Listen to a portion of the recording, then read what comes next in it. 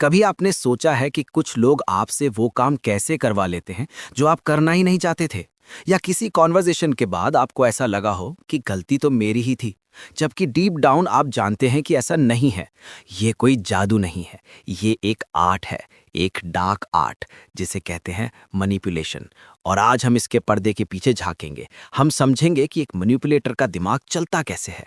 चलिए शुरू करते हैं एक बहुत ही कॉमन लेकिन उतनी ही डेंजरस टेक्निक से। इसे कहते हैं गैस लाइटिंग। आपने अपने पार्टनर से कहा, तुमने उस दिन पार्टी में मेरा मजाक उड़ाया था, मुझे बहुत बुरा लगा। और जवाब मिलता है, मजाक? तुम ओवर रिएक्ट कर रही हो, ऐसा कुछ हुआ ही नहीं था, तुम हमेशा चीजों को इमेजिन करती हो, थोड़ा रिलैक्स करो। धीरे धीरे आप अपनी ही मेमोरी पर, अपनी ही फीलिंग्स पर डाउट करने लगते हैं। क्या मैं सच में ओवर रिएक्ट कर रहा हूं? क्या मैंने गलत याद रखा? यही गैसलाइटिंग है। मैनिपुलेटर आपकी रियलिटी को ही क्वेश्चन मार्क बना देता है। वो आपके दिमाग में एक बीज डालता है, सेल्फ डाउट का। और ये बीज वक्त के साथ इतना बड़ा हो जाता है कि आपको लगने लगता है कि आप ही पागल हैं, आप ही अजीब हैं। The goal is very simple, आपको अपने ऊपर इतना कमजोर कर देना कि आप उनकी हर बात पर विश्वास करने लगें। आपका कॉन्फिडेंस जीरो हो जाता है, और जब आपका कॉन्फिडेंस जीरो होता है तो आपको कंट्रोल करना आसान हो जाता है। एक और टूल है उनके आर्सेनल में जो इससे बिल्कुल ऑपोजिट फील होता है, पर है उतना ही खतरनाक। Love bombing.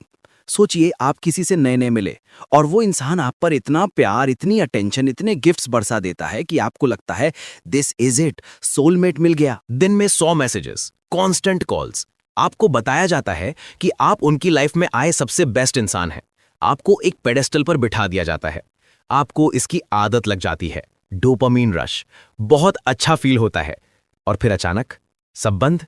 एक छोटी सी बात पर जहां आपने उनकी मर्जी का काम नहीं किया, वो सारा प्यार, सारी अटेंशन गायब हो जाती है।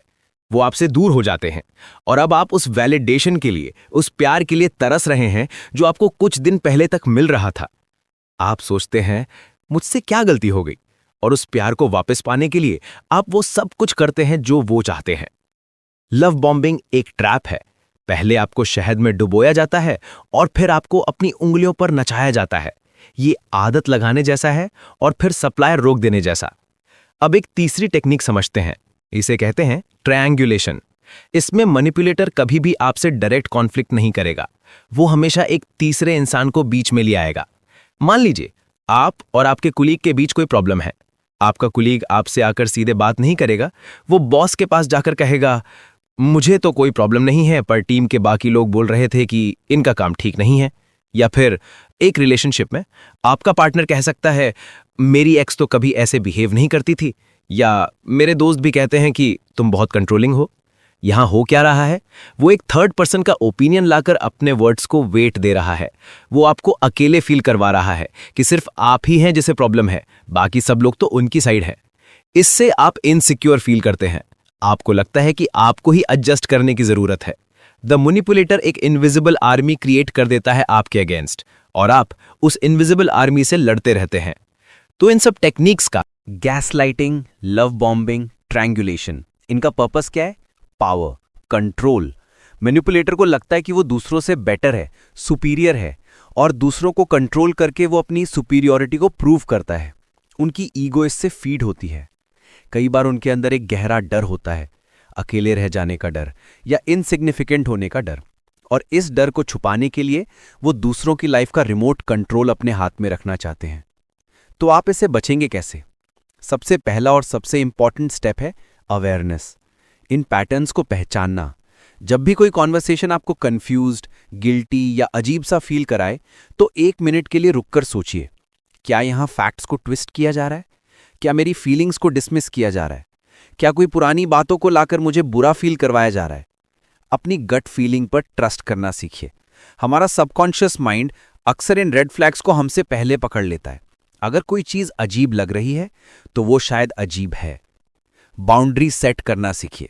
ये कहना सीखिए कि मैं इस तरह से बात नहीं करूंगा, या मुझे इस टॉपिक पर अभी डिस्कस नहीं करना है। एक मैनिपुलेटर को सबसे ज्यादा नफरत बाउंड्रीज से होती है, क्योंकि बाउंड्रीज उनके कंट्रोल को तोड़ती हैं। जब आप ना कहते हैं तो आप उनसे पावर वापस ले लेते हैं। याद रखिए, आप अपनी फीलिंग्स के लिए रिस्पॉन्सिबल हैं, पर आप किसी और की फीलिंग्स के लिए रिस्पॉन्सिबल नहीं हैं। अगर कोई आपको गिल्टी फील करवाने की कोशिश कर रहा है, ये उसकी टेक्निक है, आपकी गलती नहीं। डार्क साइकोलॉजी को समझना किसी को हर्ट करने के लिए नहीं है, बल्कि इसलिए है ताकि कोई आपको हर्ट ना कर सके। ये अंधेरे को समझने जैसा है, ताकि आप रोशनी की कीमत जान सकें। ये उन विजिबल धागों को देखने की कला है जिनसे लोग आपको कंट्रोल करने की कोशिश करते हैं, और जब आप उन धागों को देख लेते हैं, तभी आप उन्हें काट सकते हैं और आज़ाद हो सकते हैं।